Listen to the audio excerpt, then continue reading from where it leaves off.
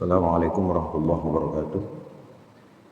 Qala musannif rahimahullahu ta'ala wa nafa'ana bihi wa bi ulumihi fid dharain amin ya rabbal alamin. Qala rabbi shrah li sadri wa yassir li amri wahlul 'uqdatam min lisani yafqahu qawli. Qala la ilma lana illa ma 'allamtana innaka antal alimul hakim wa tub 'alaina innaka antat tawwabur rahim. Segenap bapak-bapak sekalian yang dimuliakan Allah Subhanahu wa taala, puja dan puji syukur kehadirat Allah. Pada malam hari ini kita dapat kembali melanjutkan kajian kita. Mudah-mudahan menjadi nilai ibadah di sisi Allah. Salawat dan salam semoga tetap terlimpah curahkan pada junjungan kita Nabi besar Nabi Abu Muhammad Rasulullah SAW. Namun sebelum saya memulai kajian kita pada malam hari ini, pertama-tama secara pribadi saya mengucapkan selamat tahun baru Islam 1447 Hijriah. Tahun baru Islam adalah tahun baru yang tidak sama dengan tahun baru Masehi. Kalau tahun baru Masehi biasa kita lihat, kita saksikan yang terjadi itu hanya hura-hura, makan-makan, kebut-kebutan, mabuk-mabutan dan sebagainya. Tapi kalau tahun baru Hijriah, tentu itu menjadi momen kita untuk merenungi terhadap diri kita. Kenapa? Karena seyogyanya datangnya tahun baru itu, umur kita ini udah makin berkurang sebenarnya. Jadi umur makin berkurang, kok berbahagia gitu. Kayak tahun baru Masehi itu. Padahal seharusnya kita semakin merenung. Oleh karenanya betul kata ulama, ada manusia hidup di dunia ini, ada yang tulul umur, ada tulul hayat. Ya kalau tulul umur, orang yang panjang umur itu adalah orang yang kesehariannya menggunakan waktu hidup di dunia ini lebih banyak dia beribadah kepada Allah. Baik itu secara mahdoh, ibadah langsung seperti kita sholat tadi yang kita laksanakan, ataupun ibadah ghairu mahdoh, ibadah tidak langsung seperti kita ikhtiar menjemput rizki, itu ibadah yang ghairu mahdoh. Ada tulul hayah, panjang hidup, cuman hidupnya tidak lama di dunia, tapi perbuatannya justru umur yang diberikan Allah itu justru digunakan untuk hal-hal yang dilarang Allah Subhanahu wa taala. Itu tulul hayah namanya. Tapi kalau tulul hayah versi bangsa nol lain tuh. Panjang hidup. Artinya mau hidup panjang dia. Mau mati ngecik dia. Itu tulul hayah versi bangsa nol. Jadi mudah-mudahan kita di tahun baru ini kita senantiasa disehatkan oleh Allah, semakin diberi kekuatan dan semangat kita untuk ibadah kepada Allah Subhanahu wa taala. Amin ya rabbal alamin. Bab yang ke-40. Al-babul arba'una fi dzikri anwa'il adabi ala qadri a'malihim. Itu di dalam menjelaskan macam-macam siksaan di neraka itu ternyata sesuai dengan ukuran amal-amalnya ketika di dunia, amal-amal mereka ketika di dunia. Qala Nabi alaihissalam, bersabda siapa Nabi alaihissalam, yanju minan nari min ummati, bisa bebas dari api neraka itu dari golongan umatku ba'da alfin wasittina sanatin, itu setelah 1060 tahun. Maksudnya umat Rasulullah ini kalau yang tidak selamat dia masuk ke neraka, yang paling cepat itu disiksa di neraka itu selama 1060 tahun. Itu yang paling cepat. Kenapa bisa seperti itu? Karena kata Rasulullah, qaumun simanun minan luhumi mahzuluna minad din. Karena mereka itu ketika hidup di dunia itu hanya gemuk dengan daging saja. Badannya gemuk, daging banyak. Mahzuluna minad din, tetapi mereka itu kurus dari agama. Maksudnya kalau udah urusan agama malas, tak mau dia ibadah. Yang dijaga apa? Yang dijaga hanya gimana makan enak, urusan dunia aja yang dijaga. Kisatun minas siyab, mereka hanya berpakaian dengan pakaian, uratun minat ta'at, tetapi mereka itu telanjang dari ketaatan kepada Allah Subhanahu wa taala. Kalau pakaian semua model dibeli, semua model dipakai, tapi ketika urusan ibadah ternyata dia tidak semangat. Kalau kita ke Mekah itu kan sering kita lihat perbedaan negara-negara itu tak sama di Mekah itu. Dan yang terkenal kan Indonesia, karena Indonesia ini terkenal belanja terus kalau di Mekah. Maka sampai orang Mekah tuh pandai bahasa Indonesia. Tapi coba lihat dari Afghanistan, dari Pakistan, pakaian mereka lusuh. Kadang tidur di WC saja di Mekah itu, di Madinah. Karena mereka tuh yang diutamakan ibadah terus. Kalau kita kan ya ibadah di Mekah, di Madinah itu, tapi yang banyak tuh kita berjalan-jalan kan, belanja. Itu orang Indonesia. Seharusnya kita sebaliknya, kesempatan ada di Mekah itu kita gunakan sebaik-baiknya itu untuk ibadah. Jadi itu yang dimaksud di penjelasan ini nih. Orang yang akan mendapat siksa itu seperti itu. Terus selanjutnya lagi siapa? Alimuna ya'maluna dhahiran fil hayatid dunya wa hum 'alal akhirati hum ghafilun ay jahiluna. Orang yang bakal tidak selamat itu nanti adalah orang yang alim, orang yang pintar agama, ya'maluna dhahiran. Yang dia praktekkan itu hanya ketika urusan dunia saja. Urusan dunia. Tapi kalau udah urusan akhirat, dia santai. Minal hayatid dunya, dari urusan dunia. Wahum anil akhirati hum ghafilun. Dan mereka itu kalau urusan akhirat mereka lalai, ai jahiluna. Mereka itu bodoh, pura-pura bodoh, pura-pura tak tahu. Tanpa bermaksud saya menyinggung ataupun apa tidak, Pak. Tidak. Tapi sebagai pelajaran saja kepada kita, artinya kalau urusan ibadah itu jangan pilih-pilih, yang menguntungkan baru yang disungguhin. Sementara kalau yang tidak menguntungkan urusan dunianya diabaikan. Contoh apa? Kalau dalam Islam itu kan kalau urusan zakat pasti ada organisasinya, Pak. Pasti itu. Kalau urusan haji pasti dia ada organisasinya. Betul-betul dicari siapa orang yang mau naik haji, yang mau umroh, yang zakat siapa yang mau zakat ini dan sebagainya. Ada dah organisasi yang khusus membimbing orang-orang yang tidak bisa sholat itu. Tidak ada. Tidak ada itu. Kenapa? Karena ada urusan dunianya di situ. Tanpa bermaksud saya itu menjelekkan atau apa, tidak.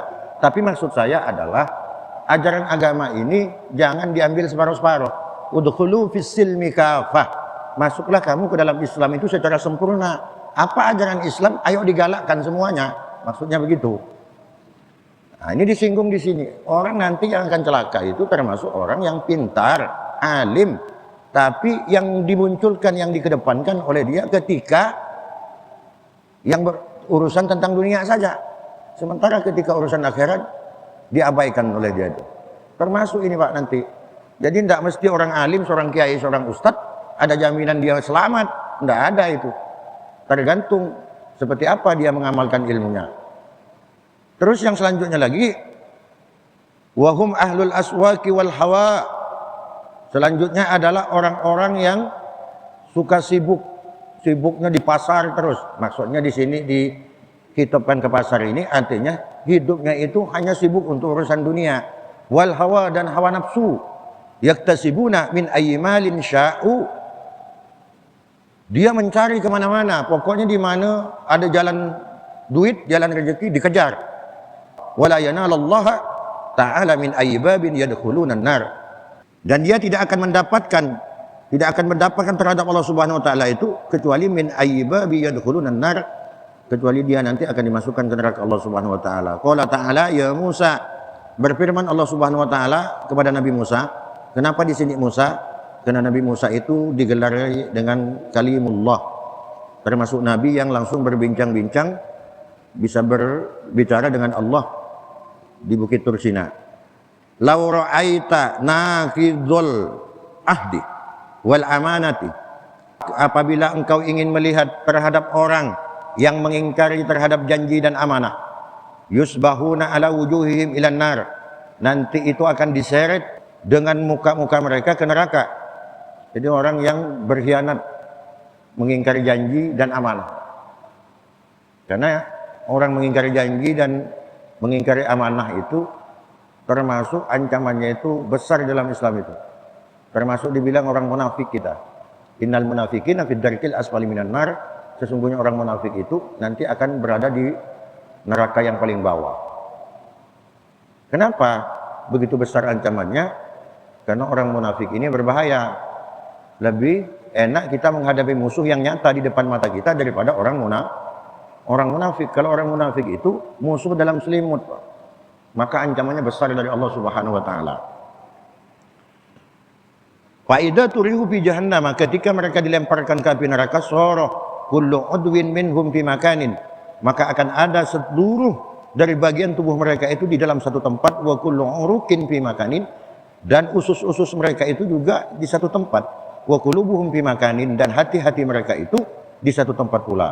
Wa qala, dan Allah berfirman, wailun linakidil ahdi, maka celakalah bagi orang yang mengingkari janji, wal amanati, dan amanah, tarahu masluban ala syajaratis zakum, engkau telah melihat terhadapnya, kata Allah kepada Nabi Musa, masluban itu disalib ala syajaratis zakum, di atas pohon zakum, tadkhulu min duburihi, yang api neraka itu akan masuk dari duburnya, takhruju min famihi, dan keluar dari mulutnya, wa udunaihi, dan dari kedua kupingnya, wa ainaihi, dan dari kedua matanya.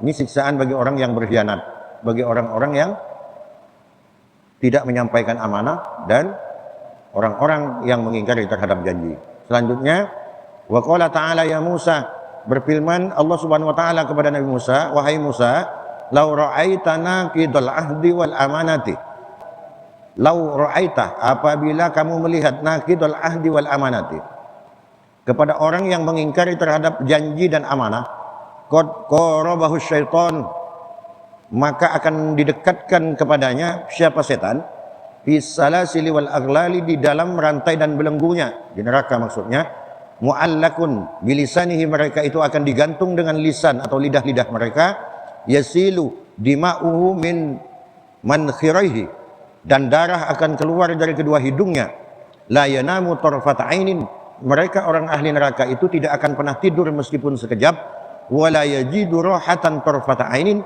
dan mereka tidak akan diberi istirahat meskipun sesaat, hatta innal kafira, sehingga sesungguhnya orang kafir, yatlubul amana bil mauti minal adabi, mereka itu meminta kepada Allah agar dimatikan, karena dia apa? Tak mampu dengan adab.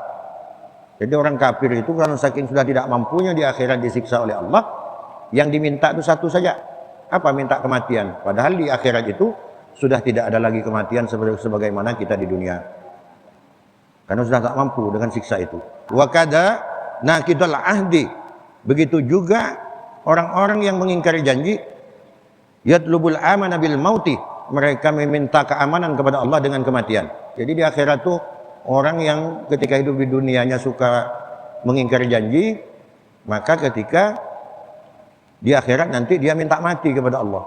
Wa kada az-zani wa akil riba wa tarikas salati, begitu juga orang yang ahli zina, orang yang ahli makan riba, dan orang yang suka meninggalkan sholat 5 waktu. Yu'adzabuna finnar hakban, mereka itu nanti akan disiksa oleh Allah di neraka itu hakban, berabad-abad lamanya. Qala Allah Ta'ala ya Musa, berfirman Allah Subhanahu wa taala, wahai Musa, lau kana ma'ul bahri midadan, seandainya air laut itu engkau jadikan tinta, wal asjaru aklaman, dan seluruh pohon-pohon yang ada di dunia itu engkau jadikan pulpen, wal insu wal jinnu kitaban, sedangkan manusia dan jin itu engkau jadikan buku, la khalastul aqlam, niscaya akan habis pulpen-pulpen itu, wa faniyatil jinnu wal insu, dan akan hancur pula jin dan manusia, wa nafidatil biharu kulluha, dan lautan pun airnya juga akan habis semuanya, min qibali an taktuba adada haqbi jahannam, ketika kamu akan menulis terhadap hitungan berabad-abad orang yang disisa di neraka itu. Jadi bermacam siksaan di neraka itu, yang berabad-abad itu, seandainya setiap model siksaan yang ada di neraka itu kita catat dengan air laut.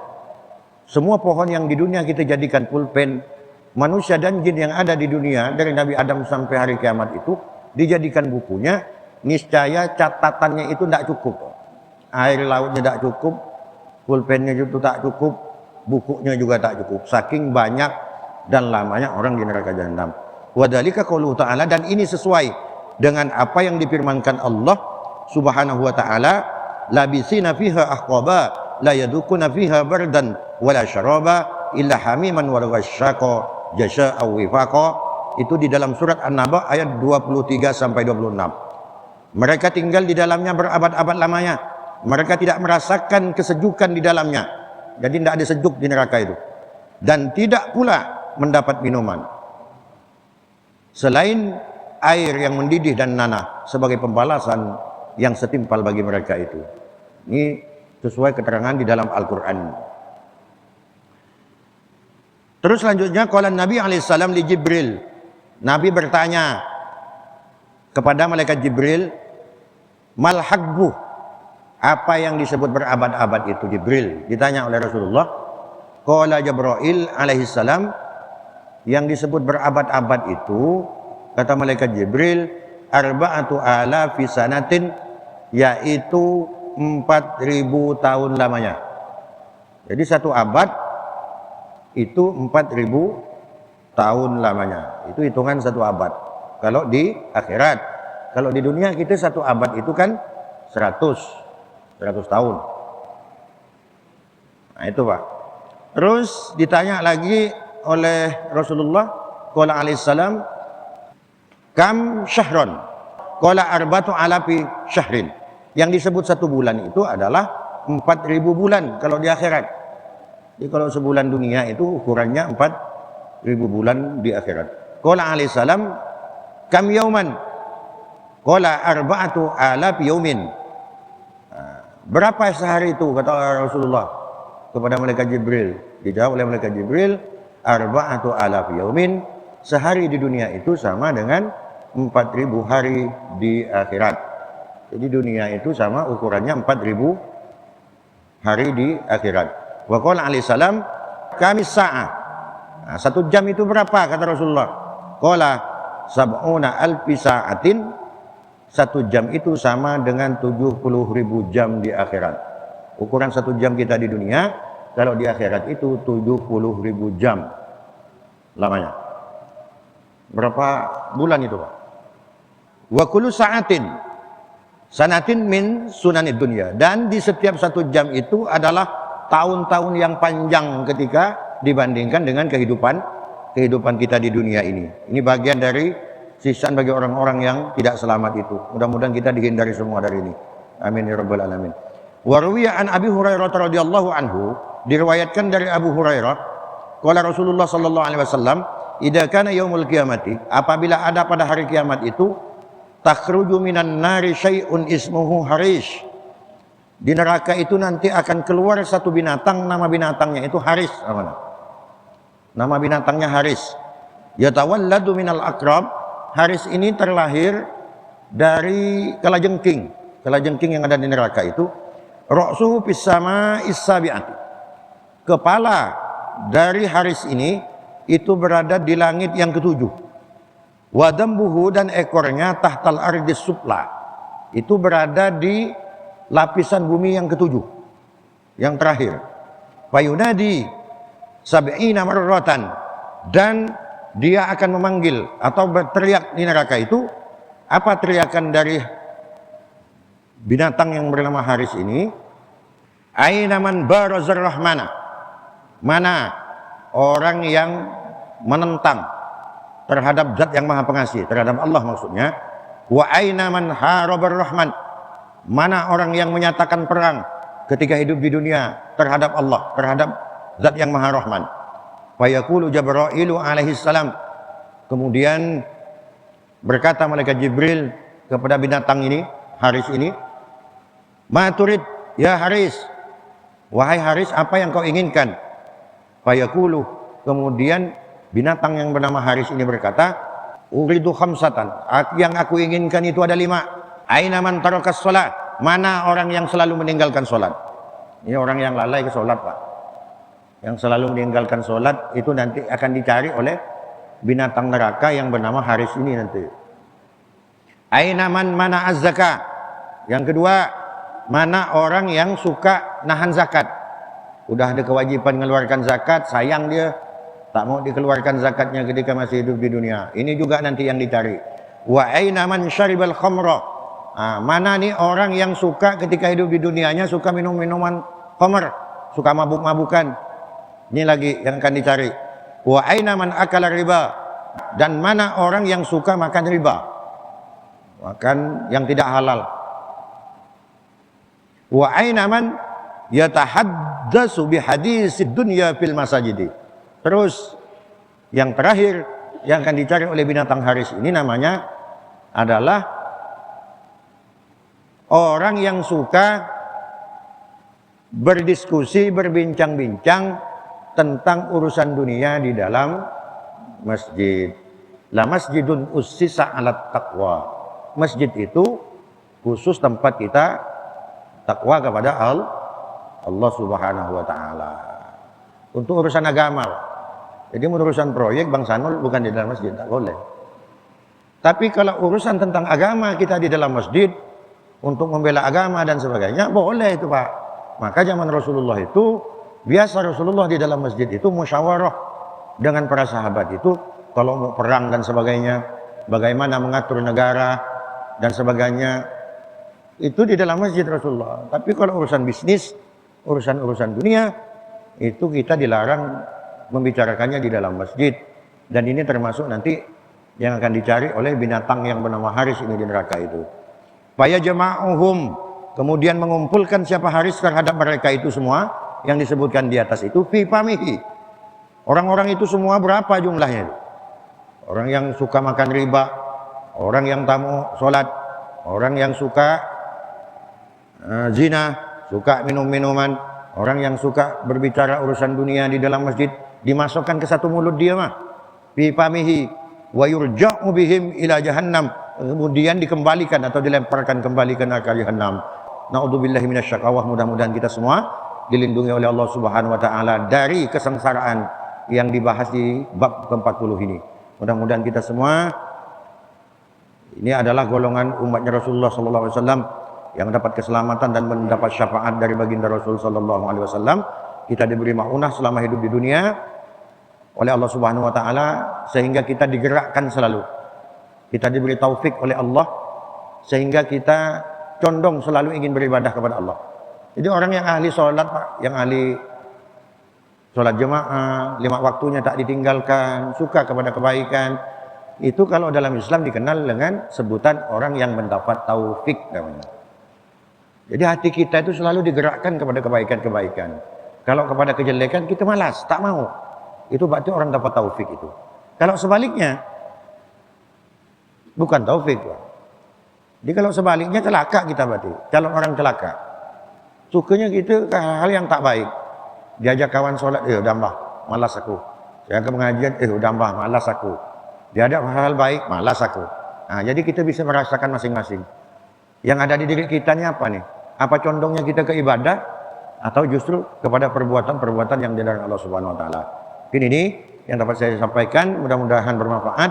Ihdinas siratal mustaqim. Wassalamualaikum warahmatullahi wabarakatuh.